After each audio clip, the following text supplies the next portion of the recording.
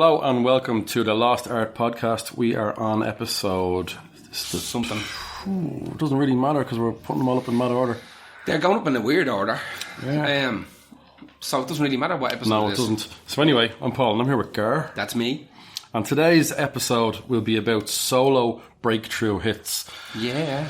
The songs when someone left the band and decided to go on their own. Qualifier is, though, that they have to be within the first album. They can't be like... I was so surprised what some people's big songs I thought was their first album was like their fourth or fifth. Yeah, but there was one or two on mine where they had like little EPs before the actual album. I think that's alright. Yeah. I think they're like testing but the ground. people like... I didn't realise like Peter Murphy from Bauhaus. I was going to stick Cuts You Up on it. That's like about 4 years after he released his first album. We were talking about Mark Almond. Mark Almond. Yeah. I wouldn't expect like 4 or 5 years of 4 albums. As stars we are, yeah. Well, now if you're a fan, you'll go. There was no one's on a the fan. first. No one's a fan of actual Mark Almond on his own. Because both of us would have had Something That's Got a Hold of My Heart, which could also go under covers. Oh shit! Yeah, duetty cover type of situation. Save that for duets. We'll fight over that one later. Bugsy. So, this is usually an artist that left their band, could be under some sort of turmoil. Generally. Maybe not. I think some of mine are definitely under some turmoil. A lot of mine are. Yeah, they're very much Here I Am songs. Hear Me is... And they have a lot to prove with these songs, I think. A lot of the time, they have a lot to prove with these songs. They're either because they left the band dissolved, or they thought they were bigger on their own. Absolutely, I found... a lot of this is the most researched podcast I've ever done. Absolutely, because we were asking ourselves too many questions with the last one. So just a refresher course. I didn't even know where the N17 was. That was the lowest point of us so far. Of my life so far. Yeah, it took me a while. I had to go to a bit of therapy over that now. Yeah, but still to this day. She just sent me to geography lessons. Yeah, but to be fair, people weighed in. Thank you. Yeah, set us straight. We weren't called tans or cowards or pale people. The pale. Palians. Smoke. Palians. Ignorant dubs. We're currently outside the pale right now. As we speak, yeah. Just outside the Dublin. Yeah, outside the walls we are, yeah. So anyway, who broke away from their band and what did they sing? What did they be doing to sing on? Go for it. My first one is Chris Cornell, and the song is Can't Change Me off the album Euphoria Morning. What a song. I know. It's insane. It keeps changing. Yeah. The first time I was trying to get my head around, I go, where has he got? What? This is good. Yeah. I remember when it came out, we were only talking about Soundgarden in another podcast, and we're not the biggest Soundgarden fans in the world. Don't hate them. Massively respect them, but they wouldn't be one of my go-to even grunge bands. Yeah. For me, there's one kind of perfect album and then a load of random bits and pieces. Yeah. But I think... when that came out, I remember that album came out. That album came out on September 21st in 1999. 99, that's right, yeah. And when that came out, I remember the cover. And it's not a good cover. No, that's what I saw. I was like, ew. Yeah. And I knew it was going to be quite acoustic, however. It wasn't really. I mean, I had elements of that. It seemed to be... It was very songy, and it wasn't very riffy, rock and rolly. Yeah. You know, it was all there to kind of definitely showcase his vocals. It's the epitome of a solo album, isn't it, really? Pretty much. Apparently, it wasn't supposed to be called Euphoria Morning. It was supposed to be called Euphoria Morning. Very dark. Yeah. And there was some sort of Donkey Kong-esque spelling mistake. And that's why someone went, nah, he couldn't mean that. We'll fix that for him. Yeah, exactly. And it was only on the re-releases then a couple of years later that it was retitled Euphoria Morning. I love that song. I think it's fantastic. It's a super song, and the best thing about it is it's the first track on the album. Yeah. So it hits you, it kicks you in the balls straight out of the gate. This is Chris Cornell. There's no messing. He recorded it in between Soundgarden, Knocking on the Head, and the formation of Audioslave. Yeah. And I didn't like Audioslave. I'm not going to lie to you. I thought they were... it's a bit obvious. All those super bands are... Like, can you imagine, right? Like, think about... before you heard Audioslave and someone went, imagine a song in your head. That's exactly what you'd imagine. Now, I liked the first album, but like I wouldn't, it didn't blow me away like either maybe Soundgarden or Rage Against the Machine. It sounds like... quite safe sometimes. Yeah, there's something about it that just... It's that particular time when that album came out, that Audioslave album came out, it bothered me because like I said, it was real safe. It was exactly what you expected it to be. It was those ragey riffs with him singing. And also the Cochise riff is Pantera's. Yeah. Dune, 5 minutes alone. Yeah. Dune, it's very similar. Yeah. That is a big deal. Riffs happen. Re-riffs happen. They riffed them off. No, it just that thing. It was fine. It just didn't set me on fire. Yeah. Also, at that stage, that stage of my life, I was probably starting to listen to more exotic things, and I wasn't too worried about heavier, faster. But I was genuinely impressed when I heard that song. Can't Change Me. It really was. It's so good. It starts off nice and easy, and it builds up to a lovely crescendo, and it's got this lovely kind of refrain in it where it never breaks the skin too hard. No, but it's so many different parts to that song. Yeah, it's fantastic. It really is. It's brilliant. I had a bunch of people play on that album as well, and for the life of me, I can't remember who any of them are. I'm sure I meant to write that down somewhere along the lines. Yeah. But it's super. It turned to shit afterwards. He done that album with Timbaland. Do you remember? We don't talk about that. It sounded like all the music was written on a Game Boy. You know what? I'd lash into that now if he wasn't recently deceased. Yeah. So I will cease and desist. Yeah. Did he die of a stranglewank? Do we know? Well, there's not much to fucking save in the decorum now, so... yeah. Did he die of stranglewank? I don't know. No, I don't think so. I heard that there was some degree of stranglewankulation going on.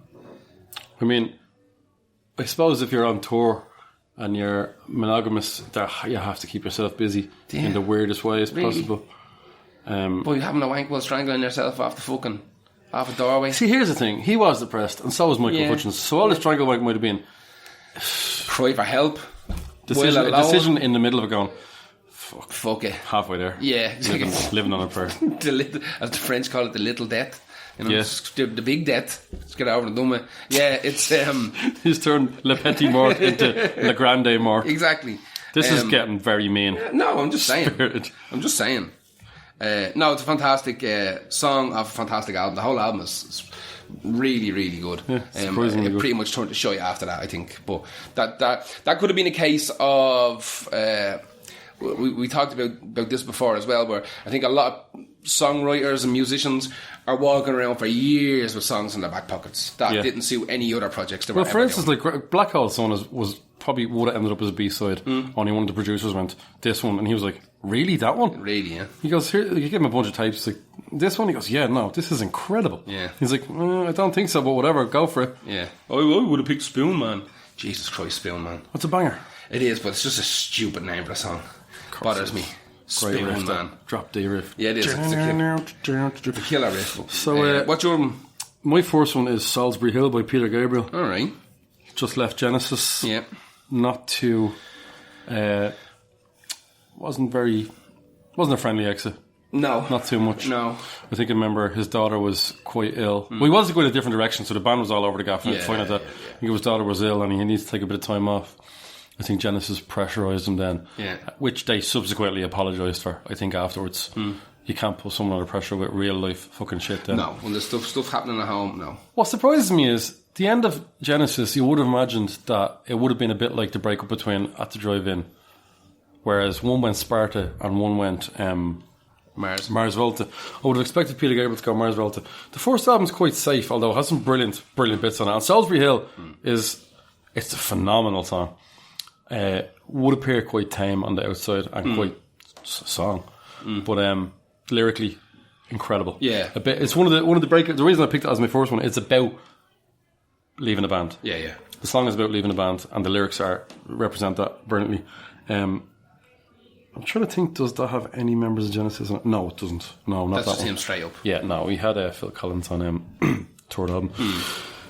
It's not my favourite Peter Gabriel song, but it is the only real breakout song it's the only hit off that album. Yeah. Here Comes the Flood maybe as well. He wasn't happy about that, the way the producers produced that.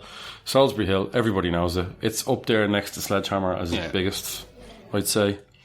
As much as I'm not hugely hooked on the melody at all times, listen to those lyrics and it just takes you through. Who is your... Also, it's used in it was used in almost every film for a while. Yeah. I think that's all I have to say on that one. Who is your second? My next one is also ex-Genesis. Yeah. And it's In the Air Tonight by Phil Collins. That's an arguably superior, better breakout song than Peter Gabriel's. It's fantastic. Just a phenom of a song. It's brilliant. It's just insanity. Is what it is. That was when was that? In 1981. He had a bit of a penchant for doing the dark song. Do you remember? I don't like Genesis, but that song Mama. You know that song Mama by Genesis? Yeah. It's really dark. I like a load of Genesis songs, but I like the stupid obvious ones. You know, Land of Confusion. I love that. Okay, that's a banger. You know? But that's it. In the Air Tonight.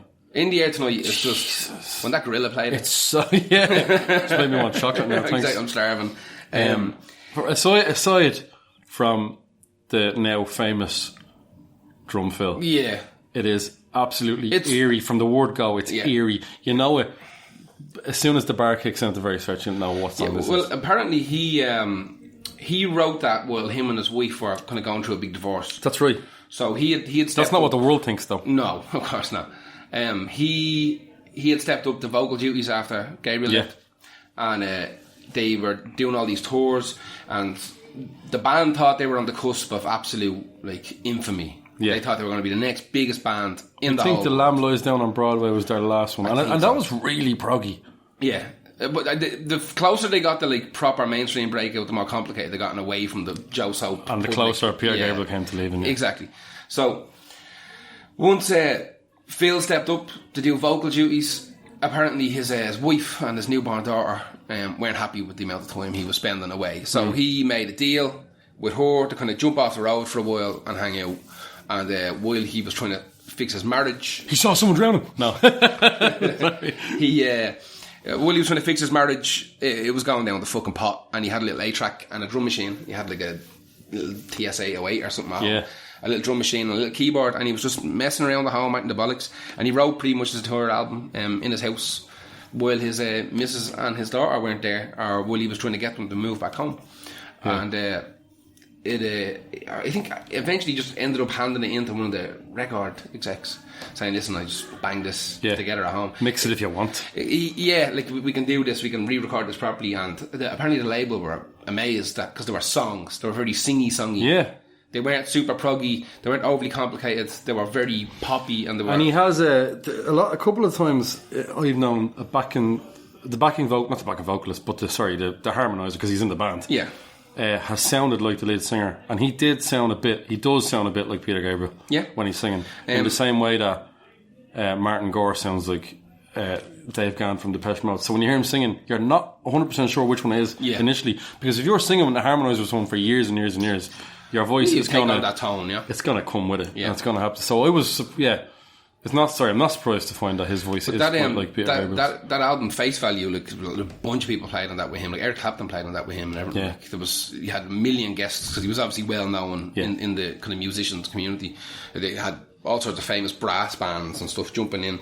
It's a real haunting song, and it's a very weird song for your first song, isn't it? But it's one of those ones where they just listened to it and went, well, that's incredible. Yeah. It's like he went on to do some ropey things. Yeah, he did. But that's the fucking 80s as well. Like that. But the further into the kind of deep 80s it got, the more shit Phil Collins got. And a lot of bands. But yeah. But even like his shitty songs, like that, like you said, like Can't Hurry Love and all, they're perfect pop songs. Well, it's a cover. It's for a movie as well, so you don't really count it. But like, they don't...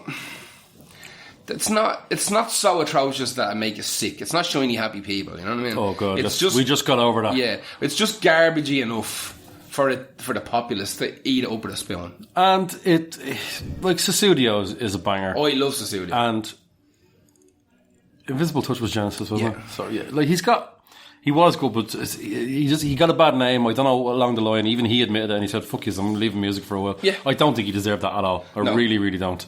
I like when they reissued that album. When they reissued Face Value, they took a current picture of him and used that on the cover of it opposed to the album. It's deadly looking. They did that with someone who I was going to have on the cover of this, George Michael. Oh yeah, they replaced one of my favourite album covers with a new one with his face on really? With Phil Collins. With Phil Collins' face, I can't believe it. Dirty bastards. Yes. All right.